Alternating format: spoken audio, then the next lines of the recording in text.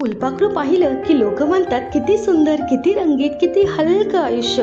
पण फार थोड्यांना माहिती असतं या सौंदर्यामागं एक अतिशय वेदनादायक प्रवास लपलेला असतो. फुलपाखरू जन्माला येत नाही, ते घडवलं जातं. सुरुवातीला ते फक्त एक साधंसं अळी असतं.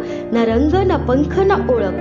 रांगणं हेच त्यांचं आयुष्य असतं, जमिनीशी जोडलेलं, हळूहळू मर्यादित.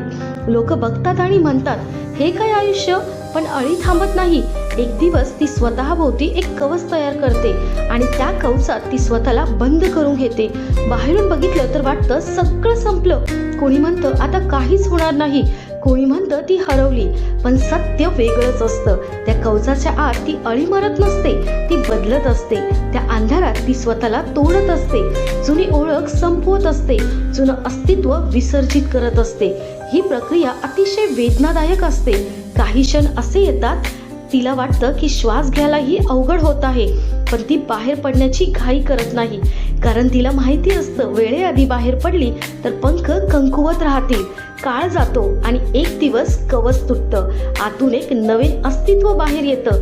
तीच अळी आता फुलपाखरू बनलेलं असतं. रंगीत पंख, हलकी उडान आणि पूर्ण स्वतंत्र. जे रांगत होतं ते आता आकाशात उडत आहे. जिथे लोक म्हणत होते हे काहीच नाही, तिथेच ते सगळ्यांचं लक्ष वेधून घेतं. या कथेचा अर्थ खूप खोल आहे मैत्रिणींनो. कधी कधी आयुष्यात आपण ही अळी असतो, मर्यादित, दडलेले, स्वतःची ओळख विसरलेले. आणि कधी कधी आयुष्य आपल्याला एका कवचात बंद करतं. एकांत, अपमान, संघर्ष, दुःख. बाहेरून लोकांना वाटतं ती हरवली आहे, ती बदललीच नाही. पण त्यांना माहीत नसतं ती स्वतःला घडवत असते. तो काळ वेदनादायक असतो, पण तोच काळ नव्या मीचा जन्म घेतो.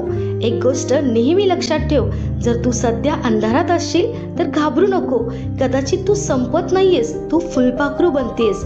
जर ही कथा तुझ्या मनाला स्पर्श केली असेल तर मला फॉलो कर, कमेंटमध्ये फुलपाखरू लिही आणि ही रील त्या मैत्रिणीला शेअर कर जी सध्या शांतपणे बदलतेय. कारण प्रत्येक फुलपाखरू कधीतरी अळीच होतं.